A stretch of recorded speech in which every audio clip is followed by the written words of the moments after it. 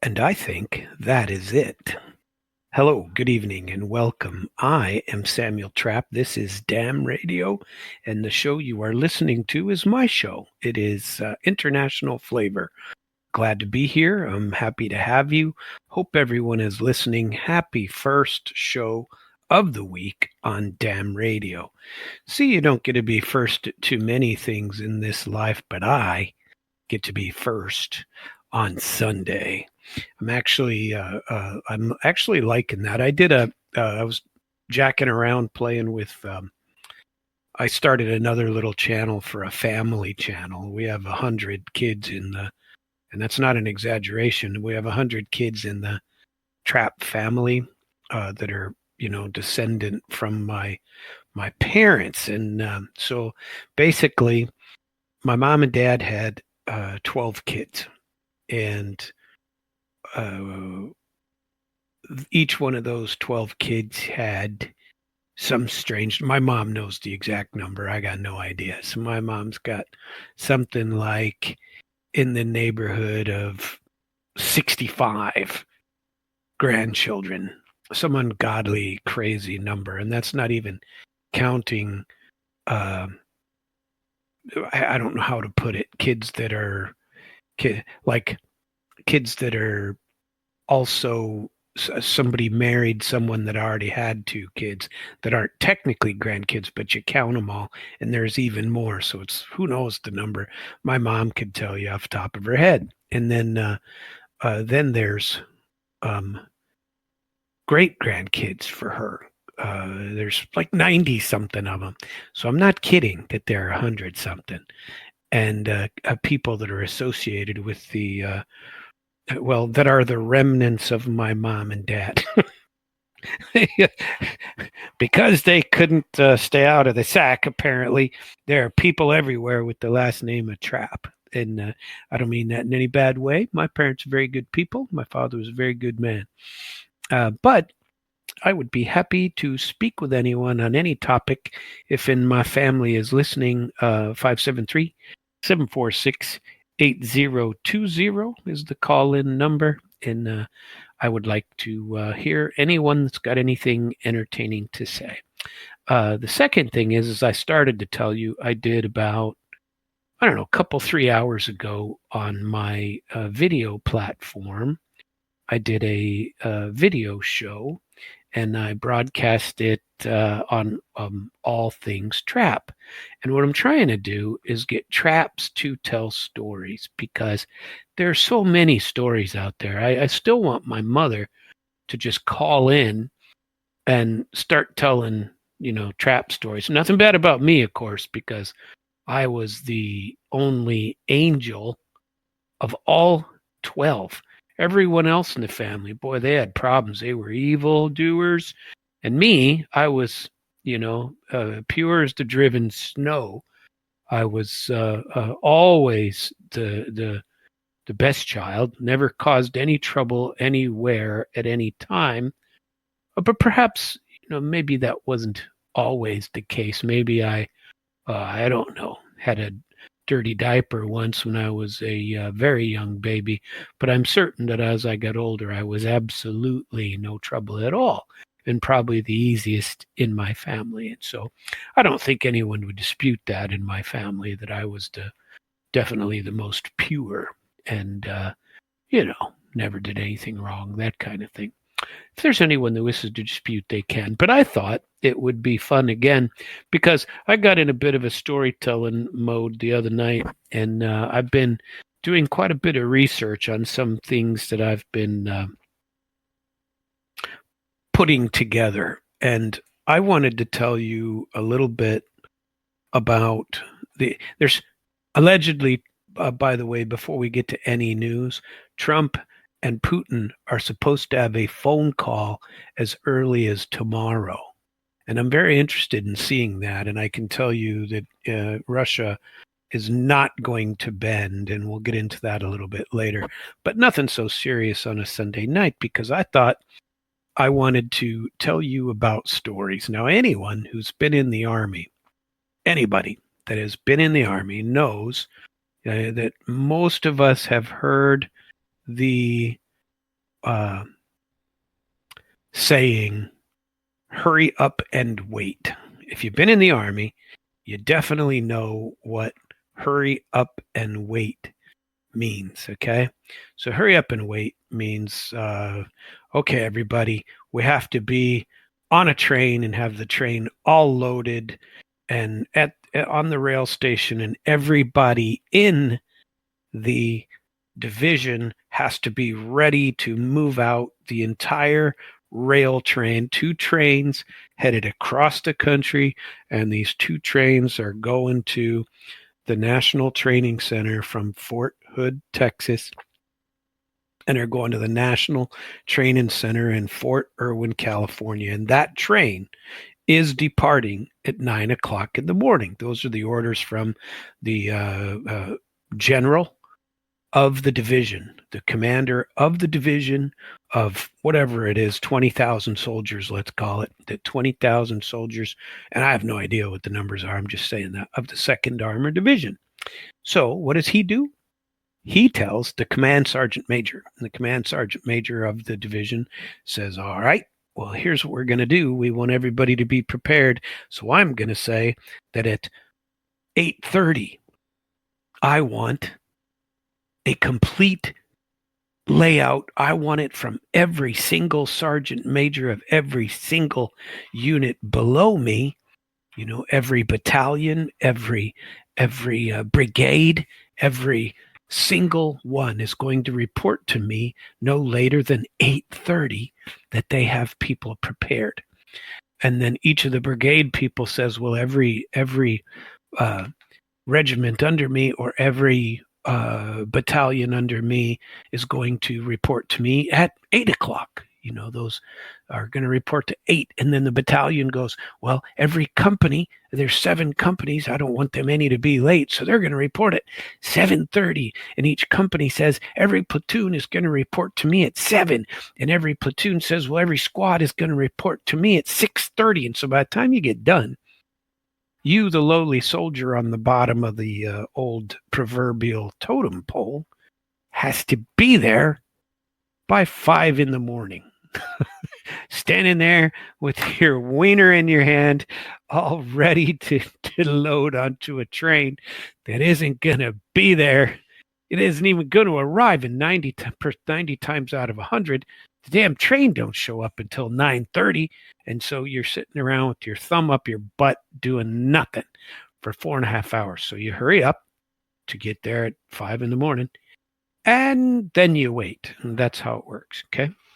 So that's the military. So there's a lot of dead time, if you want to call it that, and a lot of, catch sleep when you can. A lot of command sergeant majors going, break in place, smoke them if you got them, and everybody can break in place. It means don't move an inch, just stand right there in formation, and you'll stand in formation for 3-4 hours till it's ready to go. Or if they may let you actually take a knee, sit down, at ease, and relax just a little. Relax. You're here, and there's plenty to wait. Anyway, the reason I tell you that story is because hurry up and wait becomes the way of life in the modern armed forces of America, trying to make sure your readiness is all, as good as it ought to be, that everyone is ready. So what happens? You sit around and everybody tells stories. They all got the military story. And these military stories come from lots of military people that, have also been in the military or also heard stories. And everybody tends to one up the next guy. So some of these stories you just hear and you've never really seen them. And some of the stories, they actually happen to you, and then other people steal your stories and spread them out, and so pretty soon you'll hear your own story coming back to you as if it was somebody else's, right? because there's nothing else to do. And everybody sits around telling stories all day. I don't want to say there's nothing else to do, but what are you going to do? Study your Russian, standing there for 4 hours with your thumb up your butt? People end up people end up wasting their time a little bit in the storytelling drive and not necessarily becoming professional soldiers. So I got a buttload of these stories from when we sat and waited. And some of these are freaking hilarious. And some of them actually happened to me, and some of them didn't. Now, as you all know, I was an interpreter under the arms control treaties of the United States of America. And those treaties were the Intermediate Range Nuclear Forces Treaty, INF is what that stands for, and means for Intermediate Range Nuclear Forces, wherein we got rid of the SS-20s in Russia, and they got rid of here and verified what we were doing to get rid of the Pershing IIs.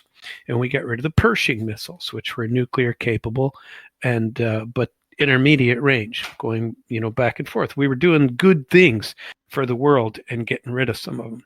Now that was a lot of fun, and some of the stories I tell from that are from Longhorn Army Ammunition Plant, for example, which is where they kept a lot of these sorts of weapons, which were in East Texas.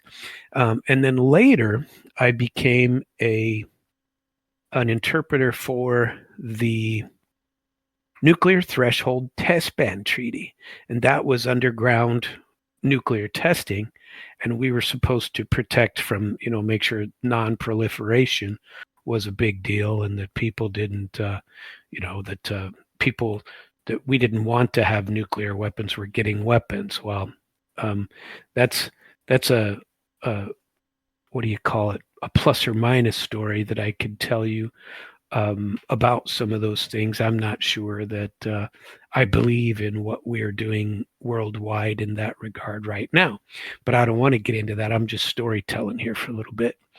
And the stories that came up with that, I'm going to give you one quick one from the Longhorn Army Ammunition Plant and what happened to me there.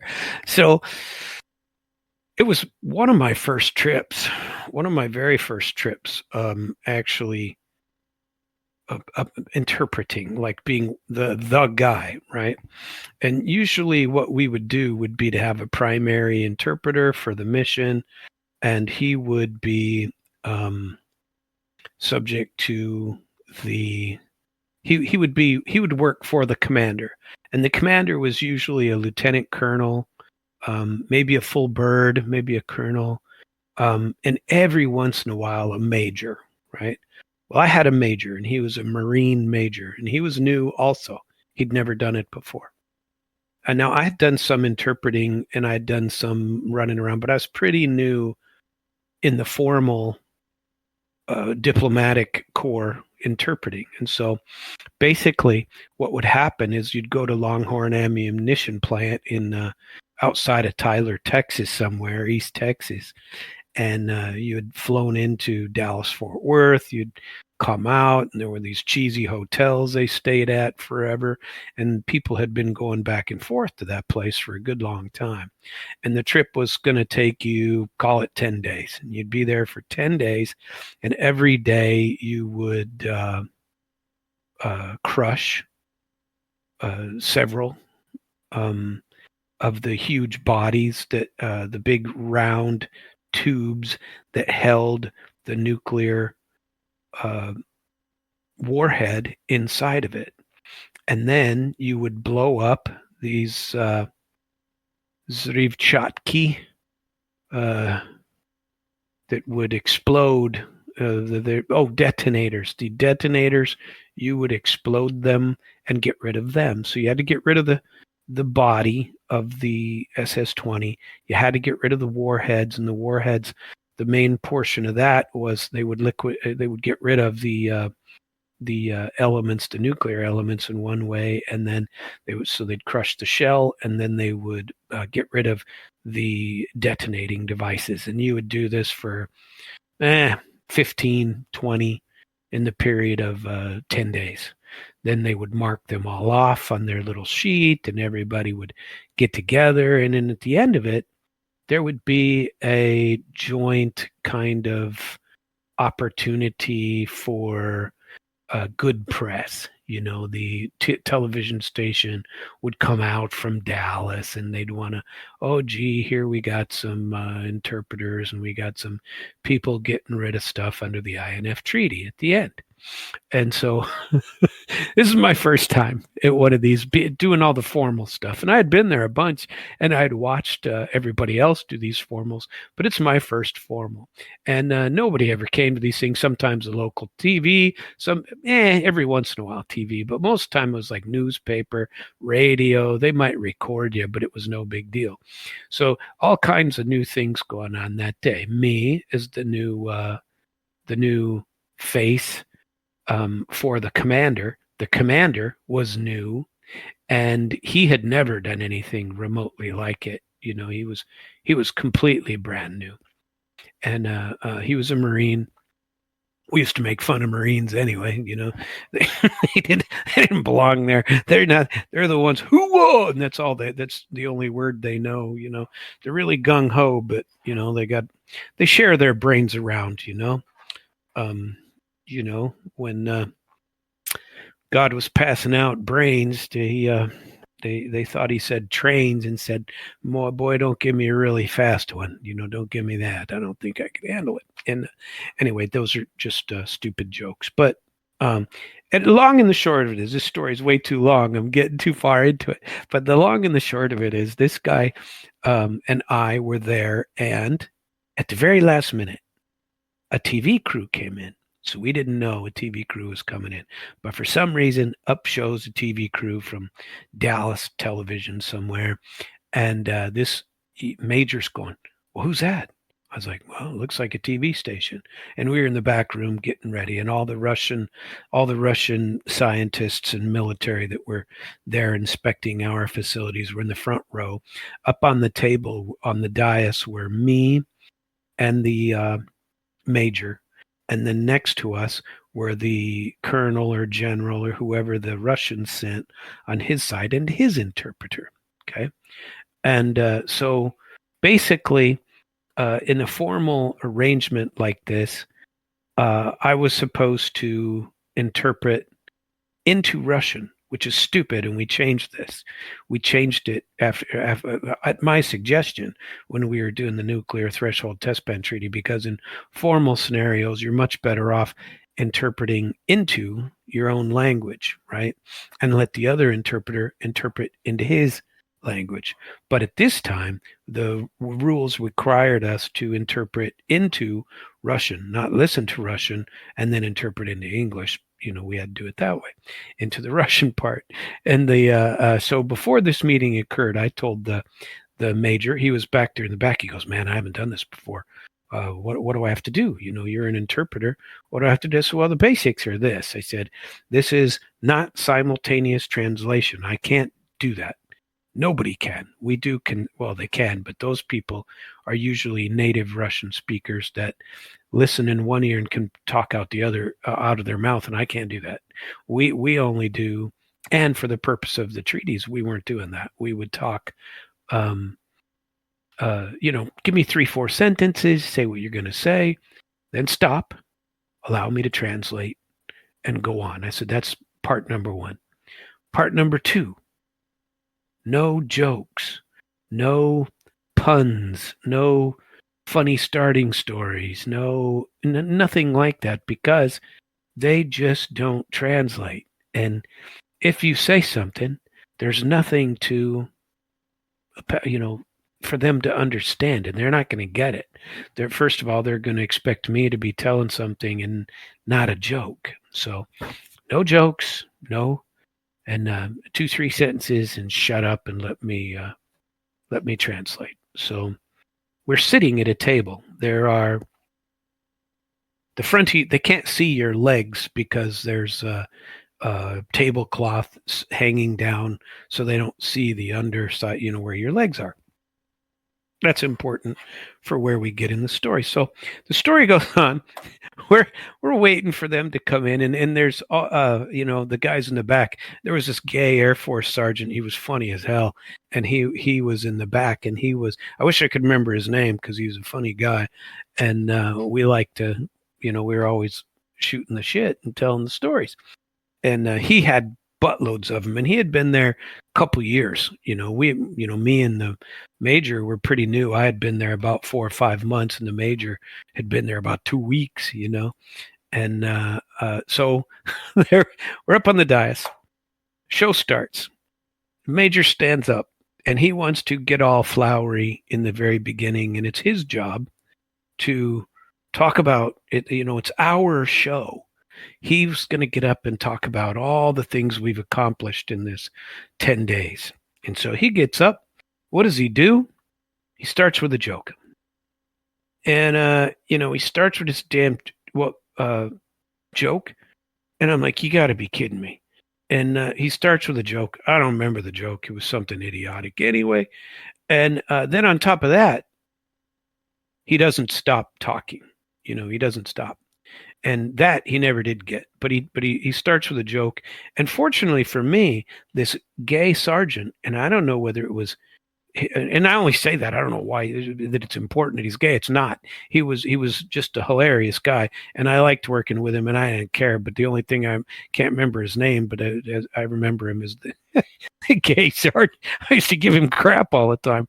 But at any rate, Commander gets up, tells us a joke, and he will shut up. And this gay guy had told me what he had to do once, and because he said the same thing. He says, no jokes, make sure you tell everybody that interprets for you, no jokes, blah, blah, blah, or that you interpret for it, no jokes. So the guy gets up, tells a joke. So how do you deal with this when it comes up? Very first thing, he's getting into his joke. And I say to the Russians, I try to make it sound good. I go, listen, here we are. The commander is telling a joke, and he, is going to work through this joke. And what you should do is nod your heads and smile. And so all the people in the front row, the Russians, all nod their heads and smile. And all the people who speak Russian in the back are going, that, and English. They're going, that ain't what he said. And I'm telling them, well, there's a joke coming, people. So here you go. And I'm not going to translate it for you. So here you go.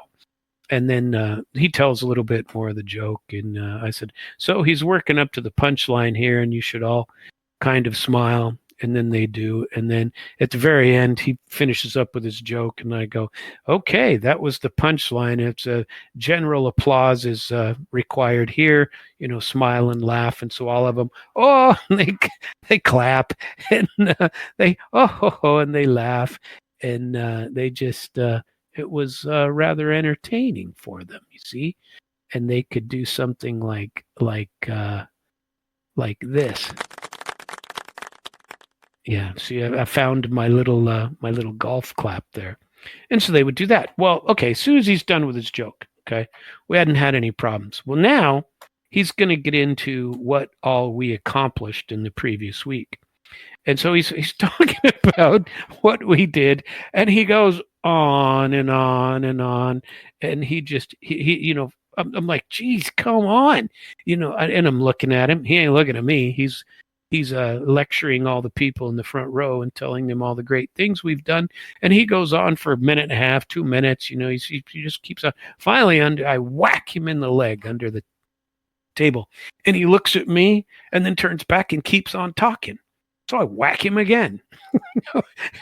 I'm punching the major under the table. And finally it dawns on him, and I start talking over him.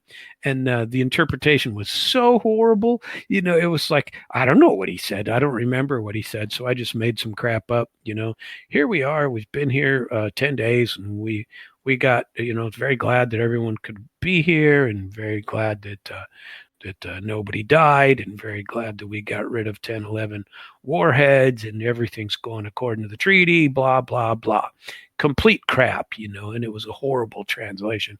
And then when he got done, he goes, "Oh man, Trap, I'm sorry." I was like, Jesus, we just had the conversation like 2 minutes before we walk out. He goes, "Man, I saw those TV cameras and I just didn't know what to do."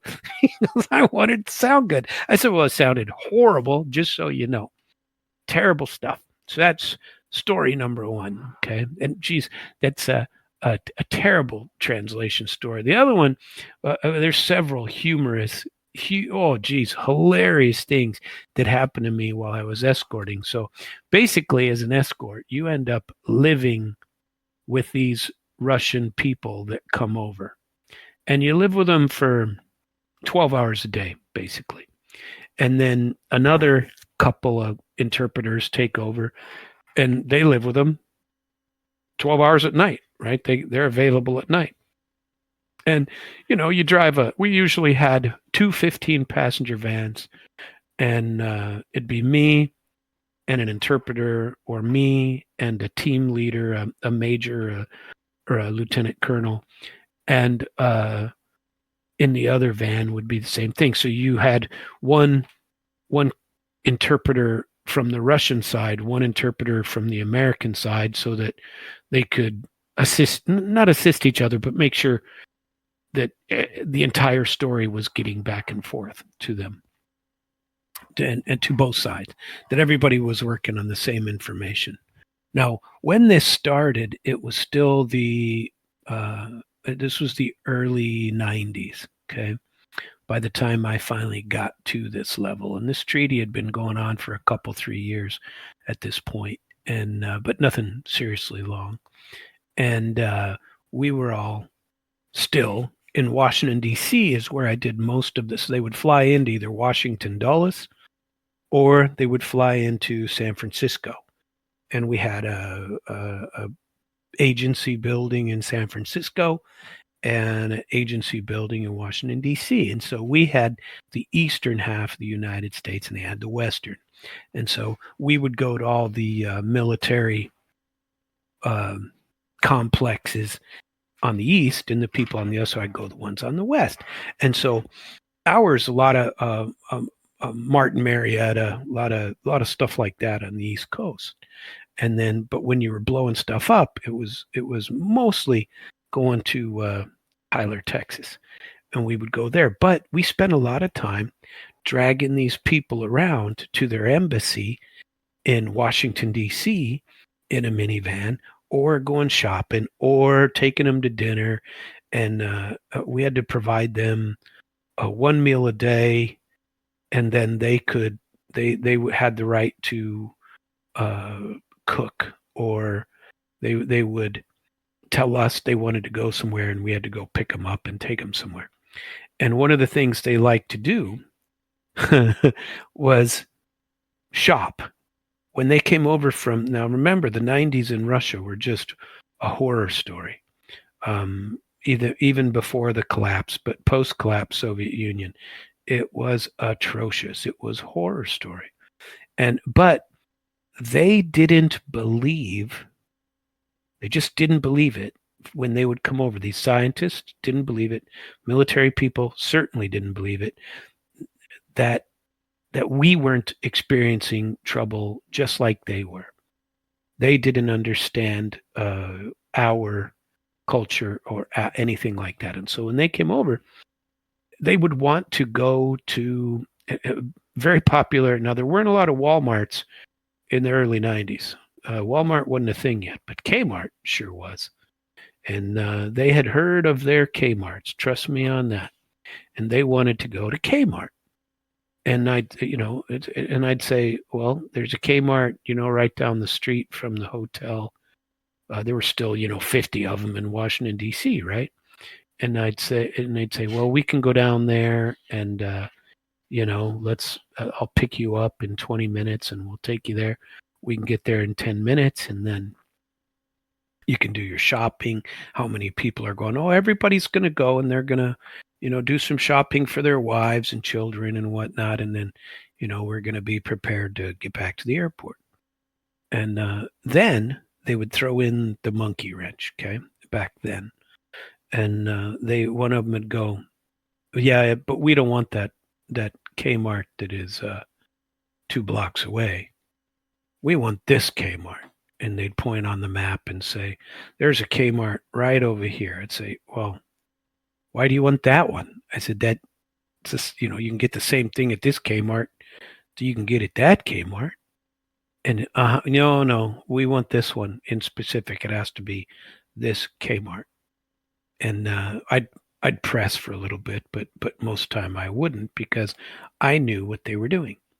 They thought that we were doing the same to them that they would do to us. So if we went to Moscow and said we want to go to the grocery store, we want to go to a gift shop, or we want to go to they back then they didn't have things like they had something called, it's the GUM, GUM, Государственный, which means government, Univermag, magazine, government universal store, and it's GUM. So if you ever hear the word GUM, you know that's, and they still have GUM now. You can find them over there, and they're huge. But now they have everything. Now there's anything you want, you can get. But then, no. If you wanted to go to something, they prepped it for you, and you could only go to that one. But they thought we were doing the same thing. There they had to show that things weren't bad, and so they would make sure that one store was extremely well stocked, and that was the only one that you could take the diplomatic corps to. Okay. But we weren't doing that. So for us, it was ridiculous. I'm like, why in the world would you want to go to Kmart 30 miles away when there's one 2 blocks away? Well, that was the reason why. And they always wanted to buy jeans. They always wanted to buy stuff like that. And there was one of the guys that I ran into 6, 7 times, little KGB guy. His name was Dikov, which means wild man. And so Господин Dikov, Mr. Wildman. And he was funny. And one time he bought this little tiny tie, and like a little clip-on tie, like you would give to your 5-year-old son on Easter and make him wear. Well, he bought that tie and he wore it around himself. He had this little tiny tie, and you go up to him and you go, Mr. And me and my buddy Tom, who was a Navy guy, we used to laugh our asses off and just get with these guys and make fun of Mr. Dikov. But Mr. Dikov didn't know we were making fun of him. We'd go up and go, hey, Mr. Dikov, that's a great tie you're wearing there. He'd go, oh, Sam, look at this tie. This tie is fantastic. He goes, see this little hook here? This little hook hooks it right to my shirt. I don't even have to tie it. And he didn't realize we're making fun of him. And so Mr. Dikov, I ran into him. He later came back when I was doing the, instead of the INF treaty, I had been retrained in the Nuclear Threshold Test Ban Treaty. And so in the Nuclear Threshold Test Ban Treaty, that meant we would go out to the Nevada nuclear test site and work there. And so on the Nevada nuclear test site, Mr. Dikov would be out there as well. But Mr. Dikov was not in the nuclear game.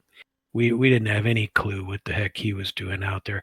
But Mr. Dikov was really the KGB guy.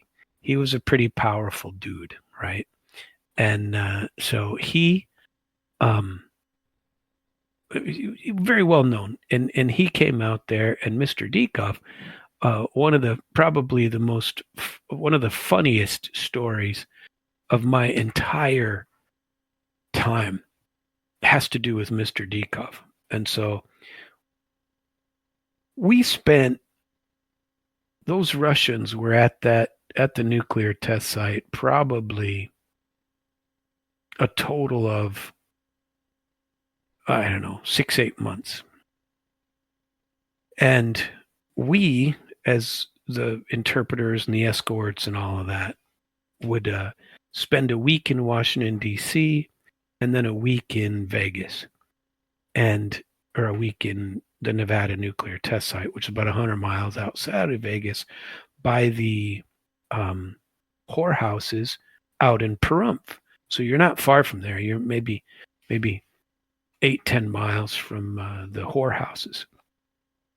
And they wanted to go to the whorehouses, the Russian guys, and the commander was hilarious. Our commander, an old crusty colonel. He was funny as hell. I won't tell you his name, but I liked hanging out with him. And he had some stories, let me tell you.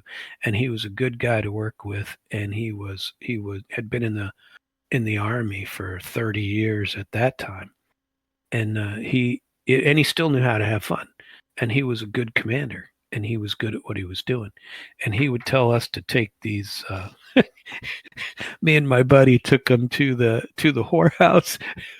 Oh my God, that's a story. I'll save that story for another day, because this one's about Mr. Dikov. But Mr. Dikov was always the guy that had to approve where we went. Well, it wasn't him, because they had their own commander too, and that guy was a general or some high up dude, because the interpreter, my counterpart on the Russian side, that guy was a full bird colonel and a professor at Moscow State University. That dude was connected, and I remember his name, but I won't tell it. Him, we got along. We had some great times out there. Just remember, hurry up and wait. We would sit around and tell stories, and I got a lot of stories from him, Russian stories, and it was just entertaining. Well, they were out there a good long time, and on the last of these visits for this nuclear explosion underground, one of the last ones, if not the last one, that the U.S. has conducted. I think the last one was conducted in the world, was conducted in 93, and I think this is the one I was there for. I'm pretty sure it's the one I was on site for. And it was the same one, but it could have been the one previous that I was on site for. And anyway, since they were out there so long, the Minister of Finance, or one of his representatives, this guy was pretty high up, came over from the Soviet Union times, and I think it was, at this point, it was a Bank of Russia, but they still had, the bank was the same bank that it had been in the Soviet Union bank, and they hadn't changed it all yet. I think the Soviet Union had already collapsed, but they still had the Soviet banks in New York that still had buttloads of money in there. And so this guy came over, and what the deal was that they had arranged was all of the people that had been stationed on the Nevada nuclear test site for however many months, they got paid $25 a day. And we got paid, and we went to Russia, we got paid $250 a day from the U.S. government. But we loved to go, because get rich quick scheme for sure. You got your regular salary, plus you got per diem of $250 a day, plus expenses. You bill your expenses. It was a. You wonder why the government's broke. Well, that's one of them. And so, at any rate, the story goes like this. If we were leaving, the plane was leaving on a Sunday from what's it called, McCarran International Airport out there. And we're going to leave at about 4 p.m. Got to be at the airport. The Russians wanted to go to the bank. It had to be a Saturday. No, you know what? I think it was a Sunday. And they had to go. And first of all, I would say, man, you're not going to be able to cash these. They're, the ministry guy says, well, we have all this money, and the Russians want to cash this stuff so they can spend it and take gifts home to their friend. They want to buy things here. And what they would do would be save up all their money for the whole time that they were on the trip. And then they would spend it all at once, take home 20 pair of jeans, a stereo, a TV, take home all this stuff.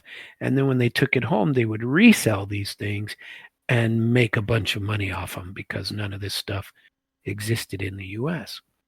or I'm sorry, in Russia. So no, they you know, you could make you could quadruple your money on a shirt or something, you know.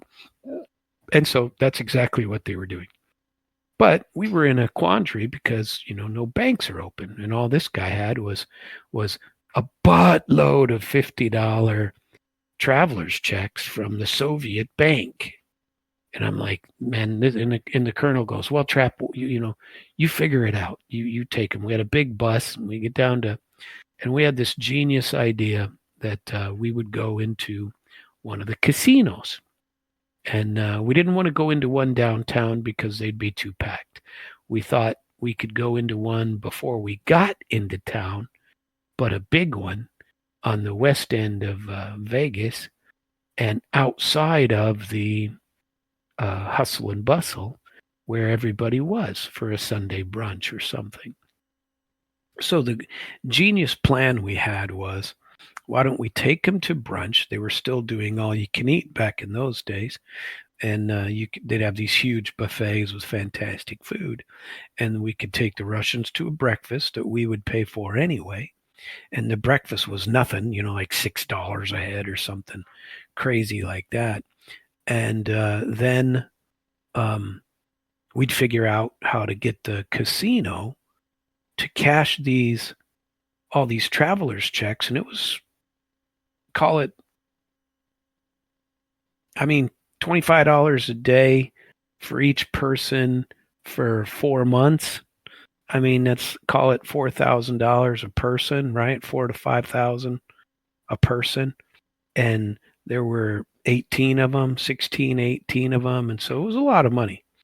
And we had to go, and while everybody was getting, what we did was we set them up to eat their breakfast, to enjoy their brunch, and we went to go cash the checks. Me and this ministry guy and the other interpreter. We went to go to the casino, and I worked it out with and I walked in and I said, look, all these are Russian diplomats and they want to have dinner, and we need to find a place. They want a brunch, I mean, and we need to find out if you can cash whatever this amount of money was, you know, $120,000 worth of travelers checks, and their eyes got really big, you know.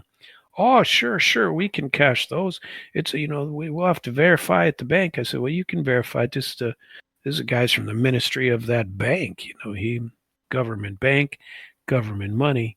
He just doesn't carry cash. It's all these, and they're $50 freaking $50 travelers checks. So we're in there signing these stupid checks for an hour and a half and getting rid of it, come out with all the money. But before we went in, so we went and ate or had a plate and then did it. So before we did this, Mr. Dekoff guy, who he was short. He's like 4'6". I mean, he's tiny. And we go walking into this place. First of all, they comped the whole meal because they thought we were going to spend all that money. So they comped all of us this brunch, and we didn't pay a nickel for it. We just went in. So I come out, and Mr. Dekoff is, you know, it's like there's got to be 7, 8 trays, longest line of beautiful banquet food everywhere. That was back in the days when Vegas was awesome. Now that same thing would cost you $40, $50, and you'd only get one trip. You know what I mean? And but Mr. Dekoff is there, and I'm up there for assistance in case anybody needs it. You know, the guys are wandering around, you know, whatever, 20 of them in total were wandering around, getting all their food. And I see Mr. Dekoff come around the corner, tiny guy carrying a plate bigger than he was, stacked with so much food you wouldn't believe it. I mean, he had a mountain of food on there. And I go up to him, I go, oh, Mr. Dekoff, you hungry? Oh, Sam, look, they have the vegetables. They got and he's got 4 or 5 slices of watermelon and cantaloupe up on top that, you know, he's going to eat. I was like, you going to eat all that? Oh, yeah, we could do it. I said, you know, you can always go back a second time. And I was saying it, you know, like, you don't have to have taken this much food. You could have taken what you were going to get and then come back and do it again. Well, sure enough, 10 minutes later, I see him with another stack of food. Just incredible. So then I go back into the place where we're cashing all the checks. And we go back and we cash all the checks. And the minister comes out and he's passing out all the money to the guys. And the horror story starts when it hit the hotel slash the casino manager. Everybody had eaten all their food, had enjoyed everything. He came by and thanked us, wiped out the bills. You don't have to pay any money. Said it was great. We cashed all the checks, and here we go. And we go out and start getting on the bus. He comes running out and grabs me, grabs the edge of my jacket, and he pulls me back. He's like, "What are you doing?" I said, "I'm not sure I understand what you're talking about." I said, "What do you mean, what am I doing?" I said, "We're getting on the bus." He goes, "You guys aren't staying here?" And I was like, "No." Why would we stay here? I said, "These guys are getting on a plane tonight, and they want to go do some shopping." He goes, "Well, I'd have never done that for you. We thought you were coming in to gamble, that you were going to take them into the casino. We can't do that." That was, and I was like, I never said they were coming to gamble. Did I say that they were going to gamble? He goes, "Well, no, but that's what I said. Well, whatever you thought, that's on you, not on me. I didn't say that." And anyway, I pissed the guy off, and it was totally unintentional. But we go, well. Anyway, the end of this story is we get out to McCarran International Airport at about who knows what, 4:00, flying back to DC so they can get on their Aeroflot plane either later that night. They like to fly at night, so they would get into Russia early in the morning. And so it was probably that night that they were flying out from Washington, D.C. anyway. And so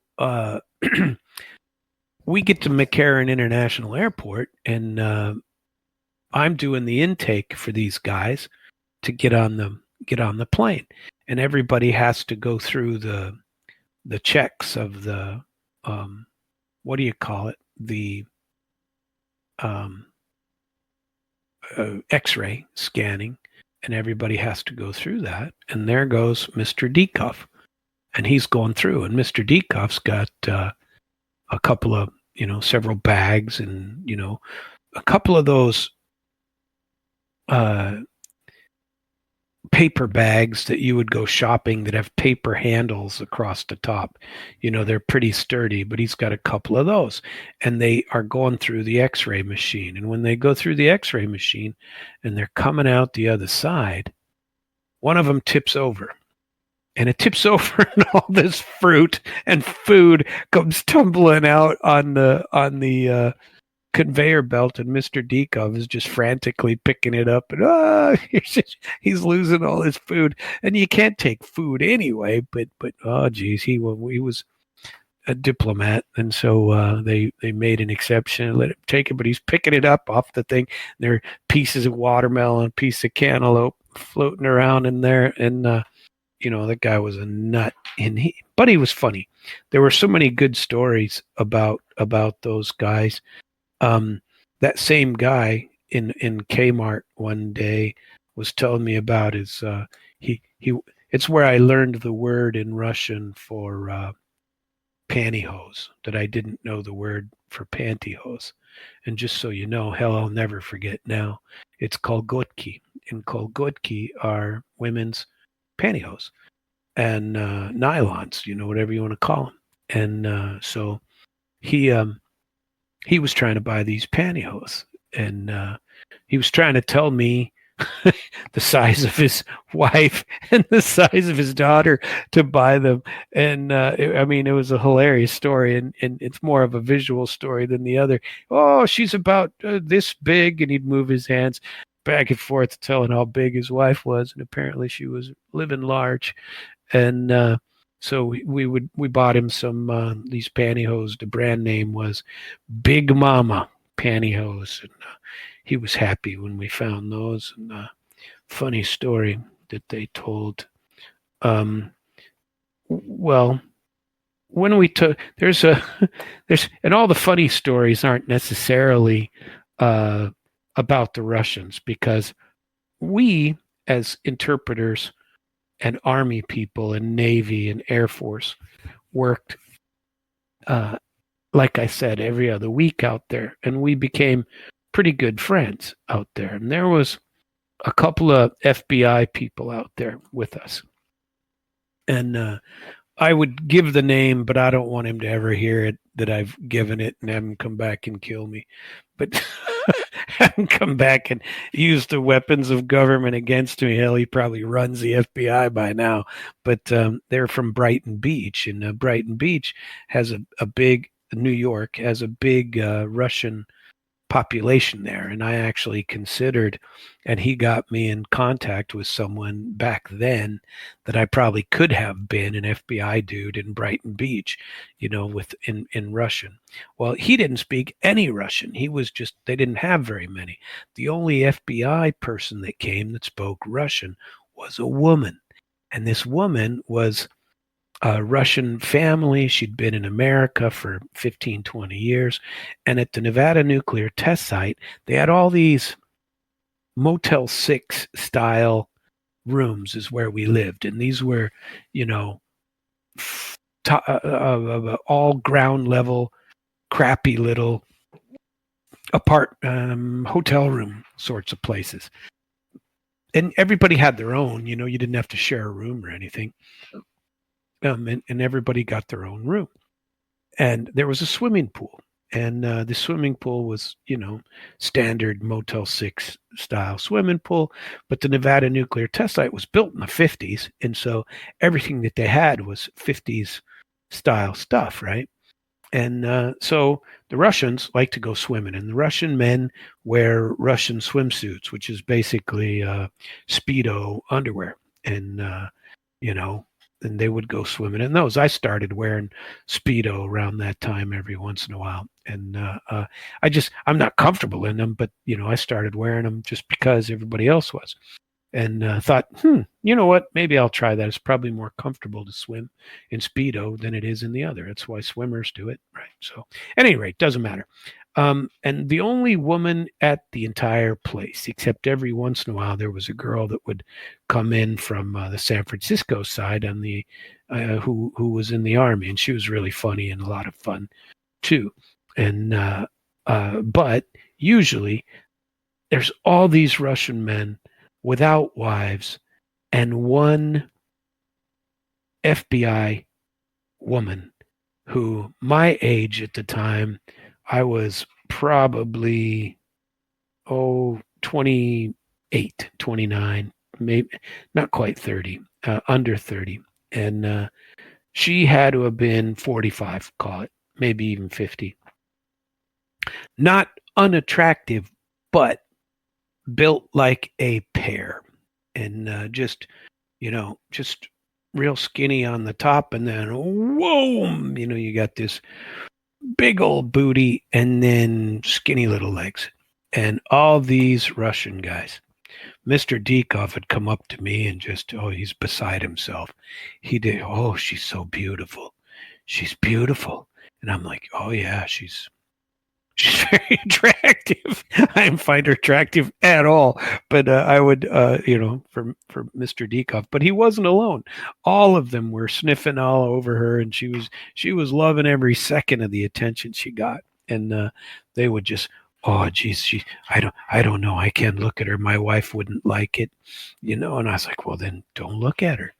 To just let her go. And so she got a lot of attention from these men, and she spoke Russian very well. And I like listening to women speak Russian. It's like la la la la la la la. They sing to you. And she'd always had several Russian scientists quizzing her for things. But the FBI dude that was there was his name was Lewicki. And Lewicki was true New York, and he would call me Sammy, we got to go do something. And so once a week, we were allowed to go to Vegas, right? And so if you're there for the week, at the time you're changing. So changing was it was middle of the week sometime. So you had weekend duty, and then Monday or Tuesday you would go to Vegas, have your 24 hours in Vegas, and then fly in, and the other team was flying out.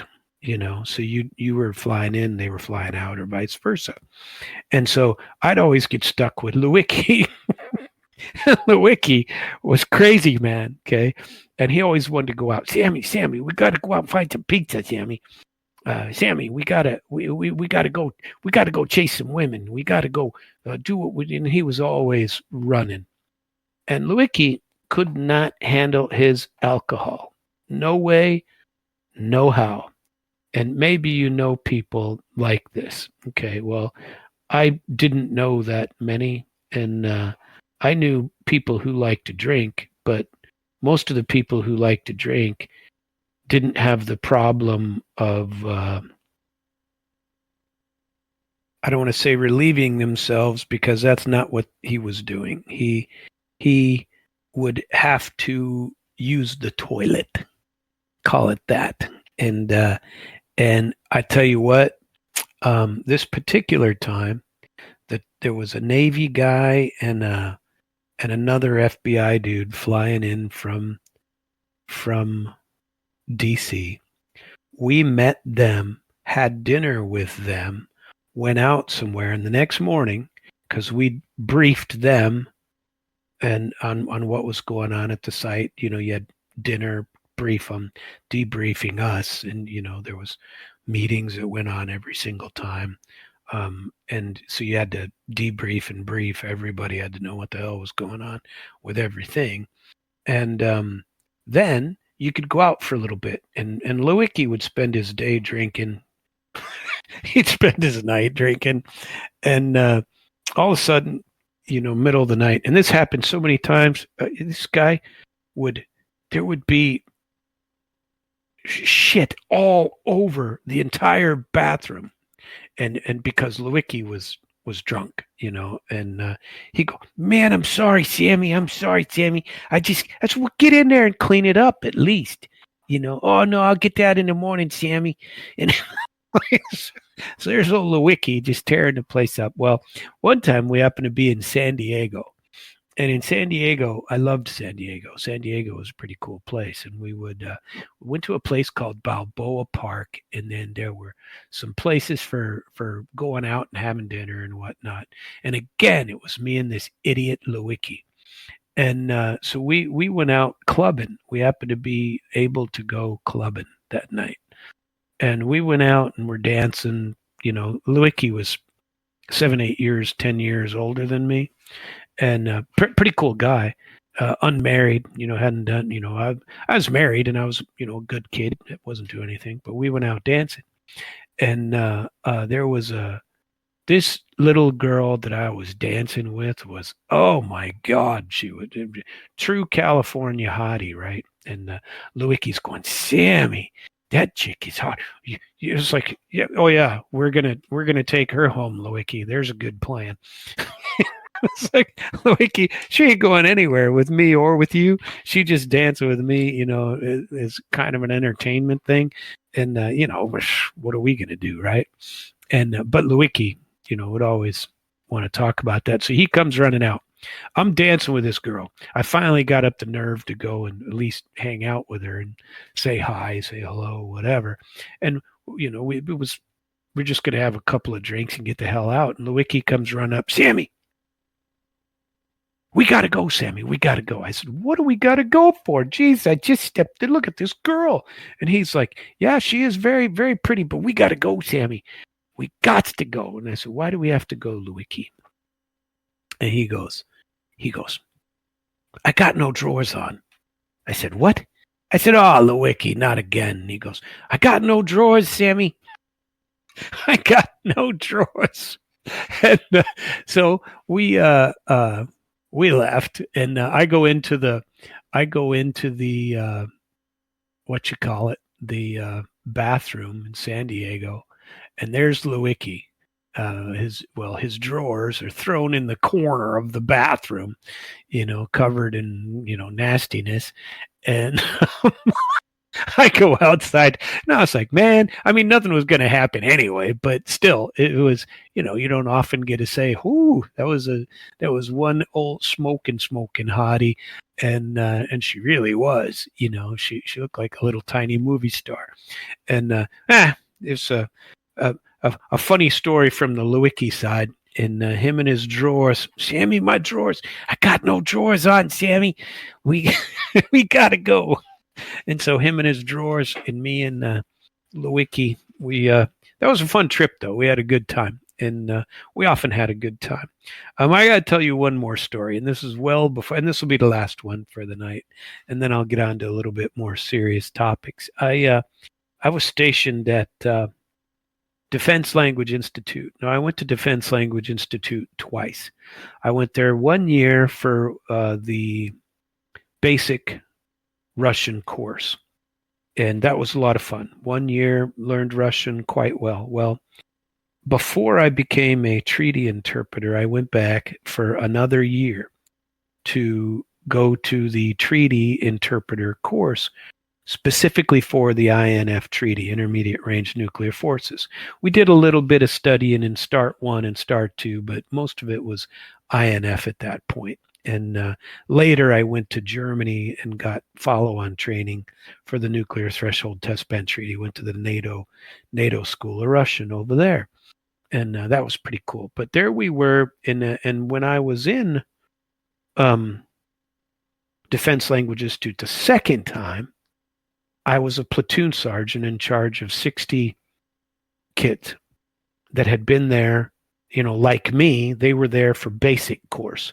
But now I was, of a rank to be in charge of 60 of them. And I wasn't the platoon sergeant. I was the student platoon sergeant, which meant for all things student, I would have to take care of it. But for all things Army, that would be their regular platoon sergeant. So I had to do all their physical training.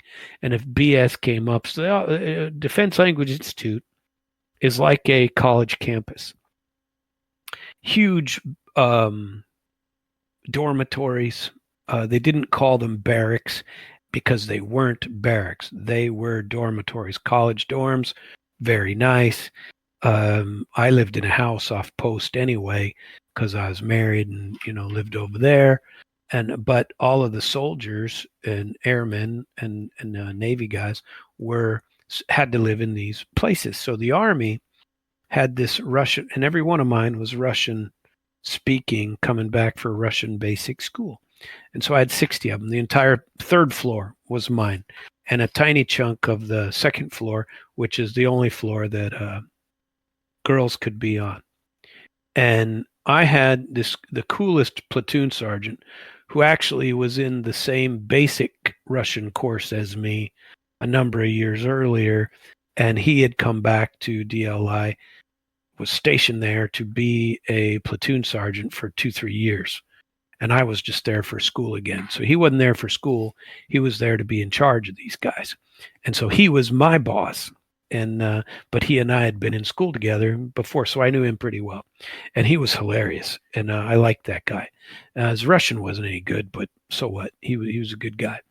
And at any rate, one of the things you have to do is a health and welfare check on these guys. And I, the story's idiotic, but I got to tell it anyway. It's actually frightening. And the guy went to Leavenworth for this when he got caught.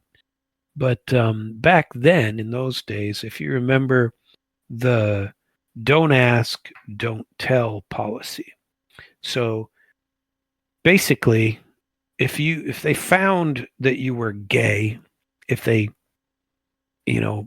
caught you in a gay act, you would be put out of the military. If you advertised the fact that you were gay by, I don't know, having a relationship with one of your coworkers or something, they would still put you out of the Army for it. But they couldn't ask you and didn't expect you to go wandering around telling everybody.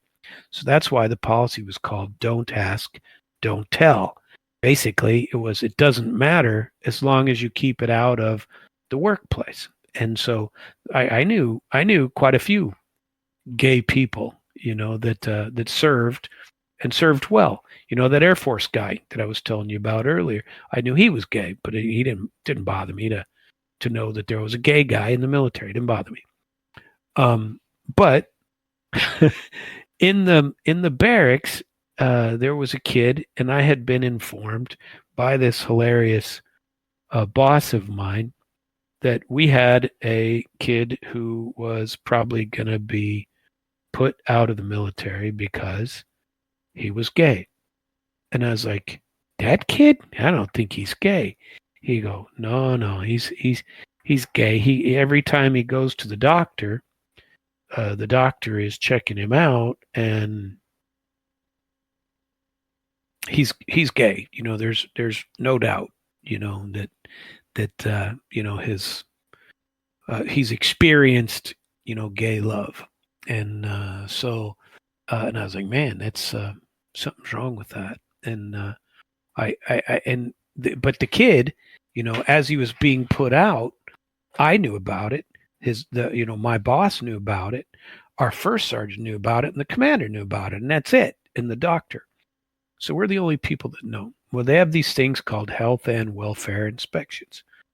And I don't remember exactly how, but two things happened on this one particular health and welfare inspection. At 2 o'clock in the morning, I get a call to come in. I knew about it in advance, and so whatever it was, but I was there for the 2 o'clock in the morning. I show up, and we have to go and check all the barracks, and we had check the women's barracks, check the men's barracks, and one of the funny things you get when you have to give them, you knock on the door, you give them 3 seconds, and you put the master key in, and you walk in. Get your poop in a group. We're coming in, right? And and all you do is, and pretty soon everybody knows it's coming anyway. And but sometimes they'll still be asleep, when you walk in and you get it. Well, I go walking in, and the very first door, the very first door that I knock on, I knock, and I go in. I go in, I give him the 3 seconds, and I walk in the door, and there's a young man and a young woman just going at it. I mean, they're having sex. They're in all their glory right there. And Sergeant, he saw me coming, and I'm like, oh Jesus, come on, get off her, and Sergeant, just give me another minute. Give me a minute. He's yelling at me. I said, you know what? I'm going outside, but you better you get your shit together and get out here. And so, yes, Sergeant, yes. I go outside and I wait. Well, down the hall, and I don't think it was me. I don't, but I know I was involved, because down the hall that same night is when. And I think it was this platoon sergeant guy that actually was there, but it may have been one of the other student platoon sergeants, because there were three of us. There were 300 kids in that barracks. It was big, big dormitory barracks, and there were tons of kids in there, 5 floors, big, big numbers.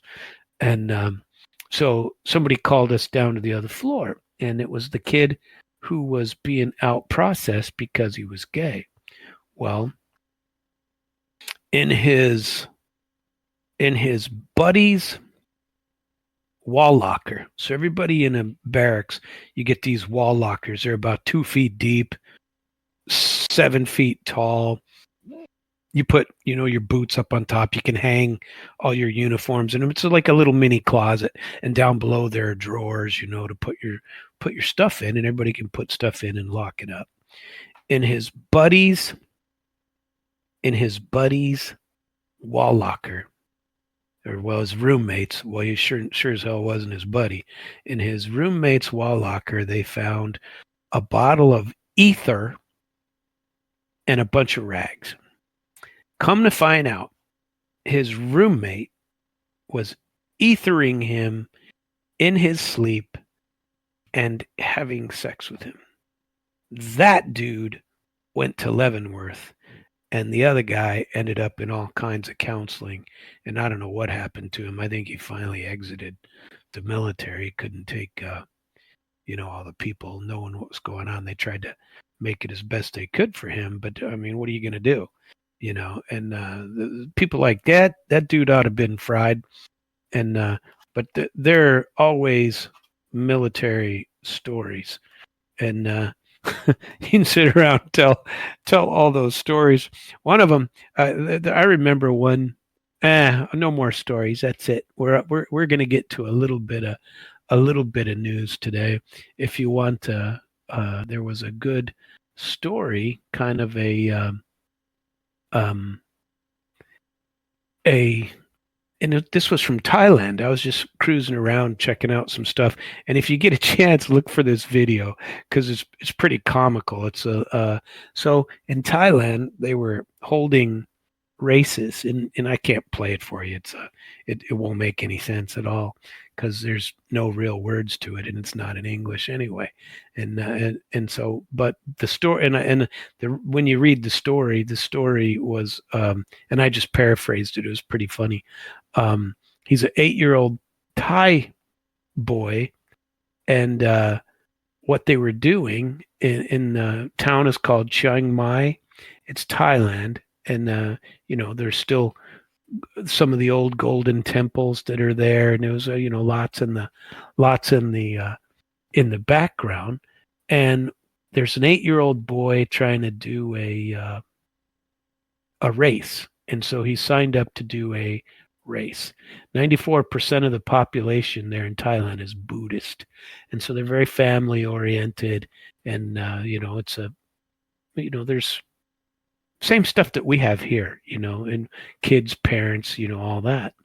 And so there's a local youth race, and it's a community event celebrating the water festival, and everybody's competing, to take home little awards, stuff like that. And so when the video is pretty funny. When the race starts, the boy, one of the boys just doesn't run. He starts crying, and he's the stress of it all has him crying.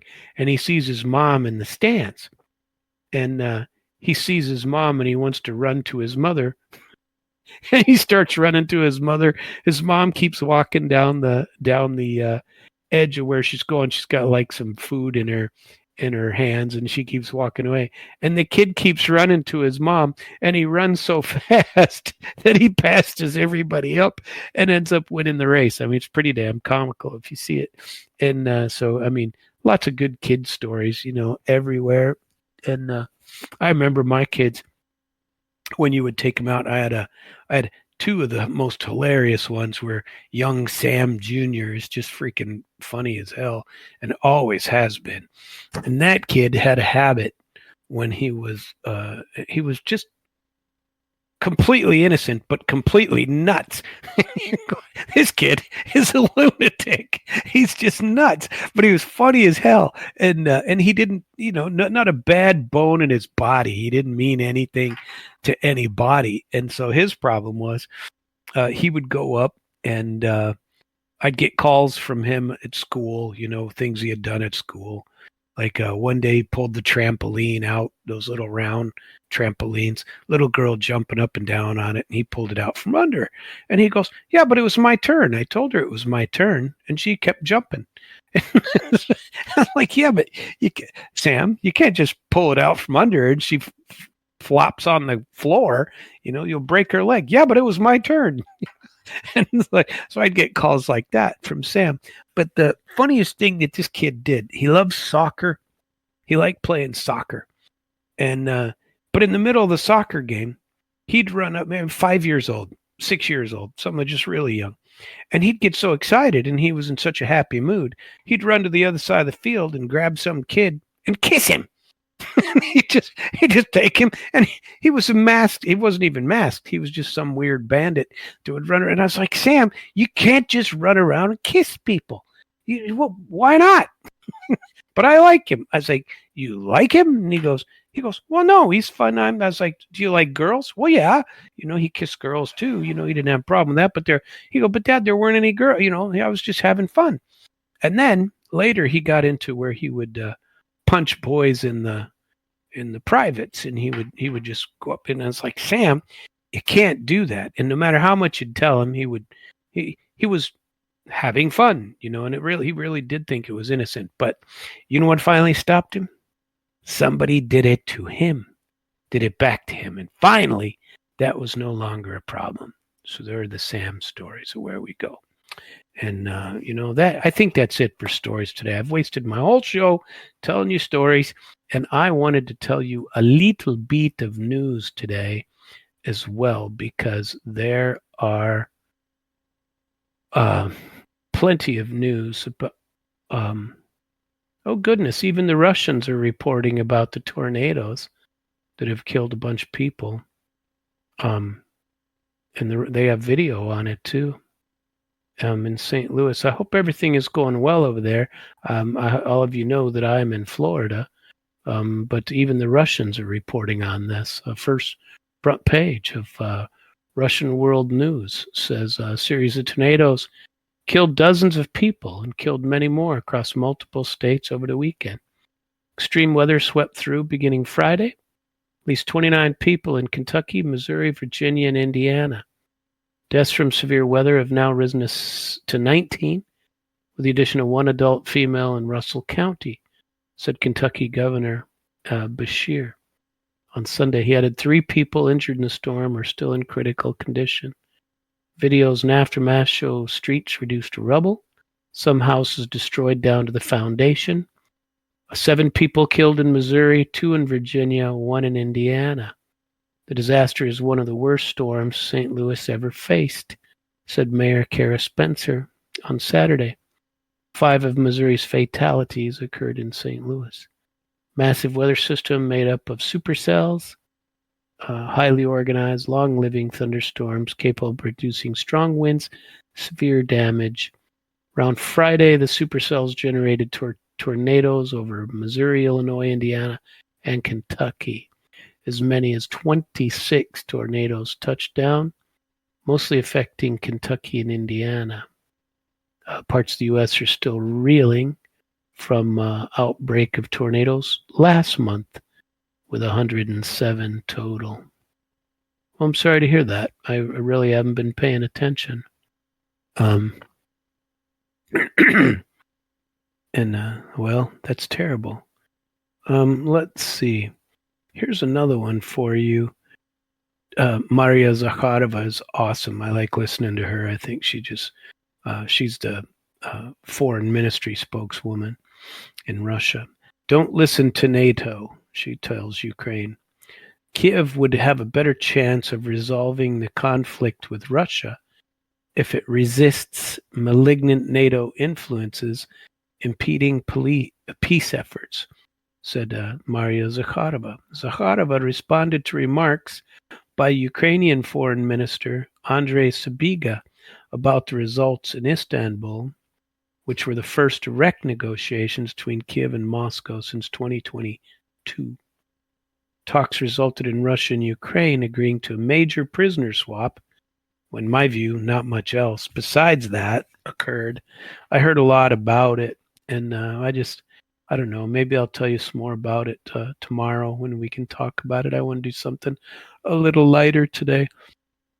One of the key things that did come out of Istanbul, what they say they're going to do is not necessarily have another round of discussion. What they're going to do is tell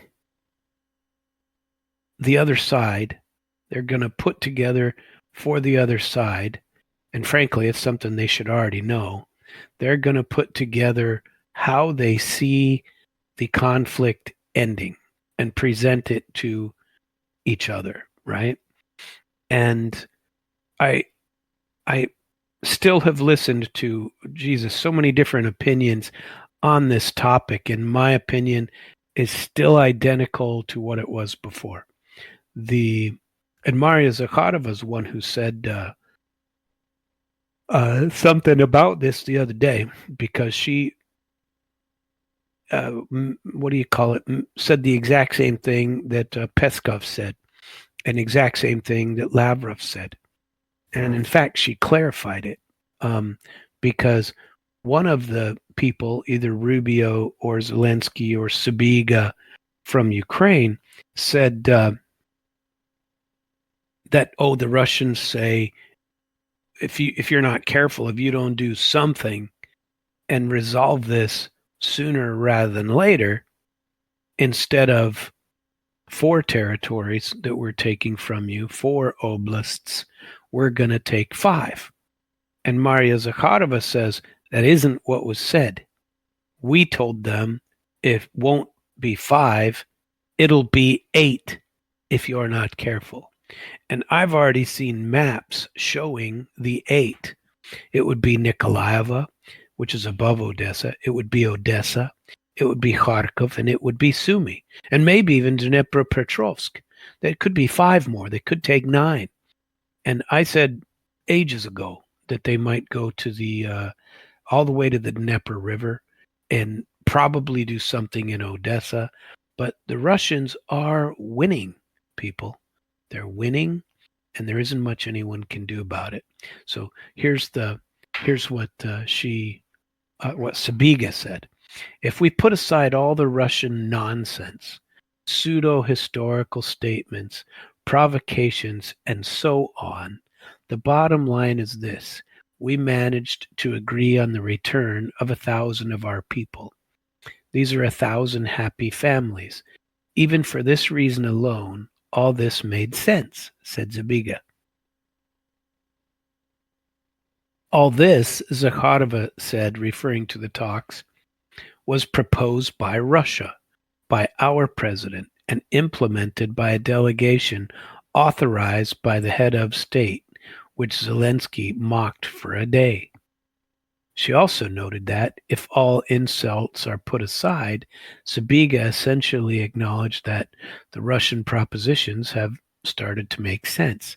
The main thing is the citizens of Ukraine should not follow their NATO advisors to lead them off the path of settlement into the ravine of other people's interests again, she warned. Russia and Ukraine held direct peace talks in Istanbul in 2022, shortly after the escalation of the conflict. While the sides made progress and reached an agreement, which included a Ukrainian commitment to neutrality, the talks later collapsed after Kiev unilaterally abandoned them. These talks were derailed by then Prime Minister Boris Johnson, the old bojo, who advised Kiev to continue fighting. While Johnson denied the accusation, David Arakhamia, who led the Ukrainian delegation at the time, admitted that the ex-prime minister played an influential role in the decision to stop negotiating. Since then, Russia has repeatedly accused Western government of using Ukraine as a battering ram against Russia and pursue the conflict until the last Ukrainian. It is noted, however, that the U.S. began shifting its approach to settlement after Donald Trump took office. As I told you earlier, Trump has announced his phone call with Putin tomorrow. And let's see if it gives us any detail of this. U.S. President Trump announced a phone call Monday. It will be focused on stopping the bloodbath between Moscow and Kiev, he said in a post on Truth Social Saturday. Following the call with Putin, Trump also plans to speak to Vladimir Zelensky and members of NATO, he said. The U.S. president expressed hope that Monday will be productive and that a ceasefire will take place. It's not clear if he expects a truce to be agreed upon Monday or at a later date.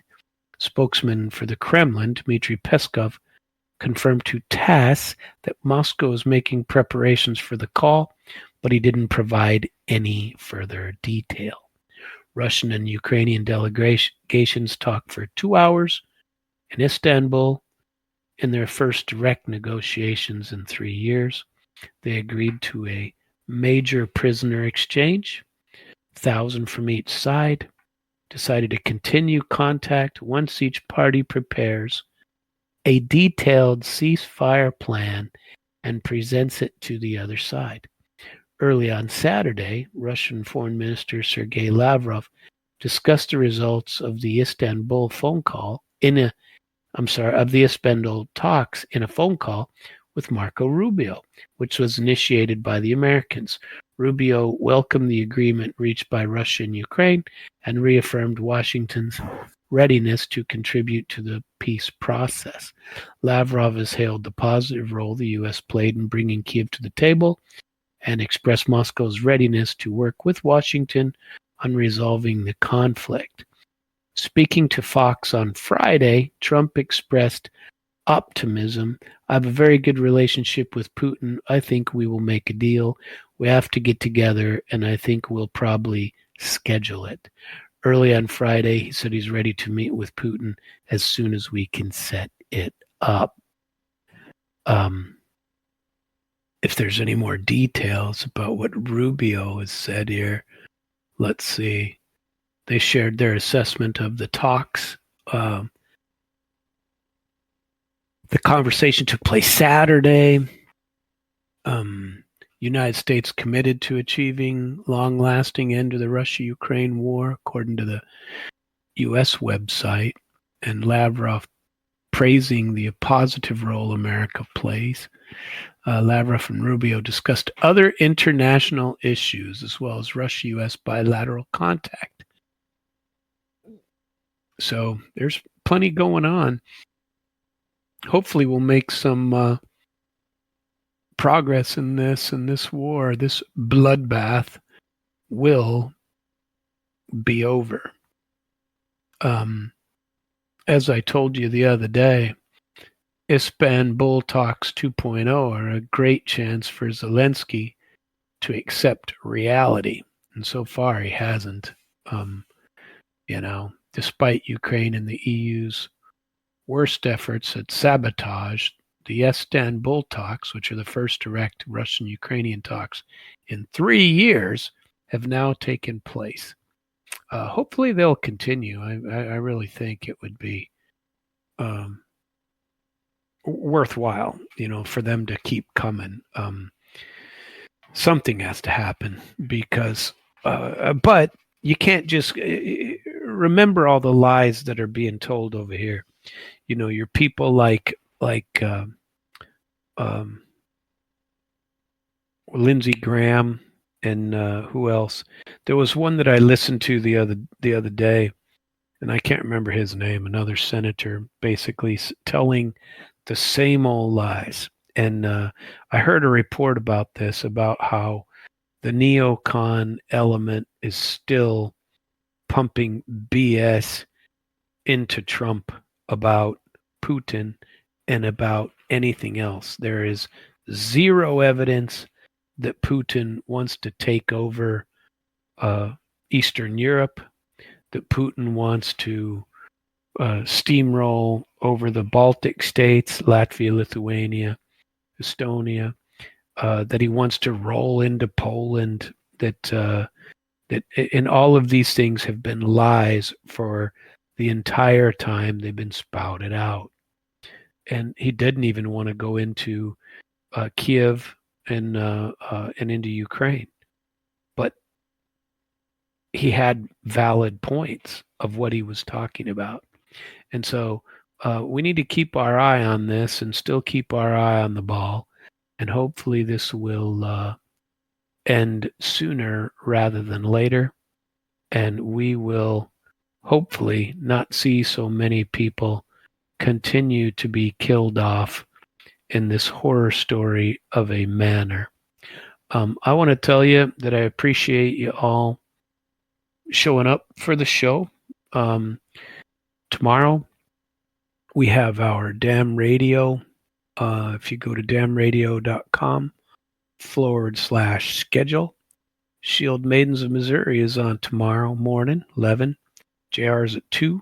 Jack's Car Show. I wanted to ask Jack about my Cadillac. I might call in and ask Jack to review my 67 Cadillac Calais, my very first car I bought for myself. But that won't be tonight. You want to listen to this show? Internationalflavor.com. They are all there. And we will see you tomorrow at 9 p.m. Have a good night.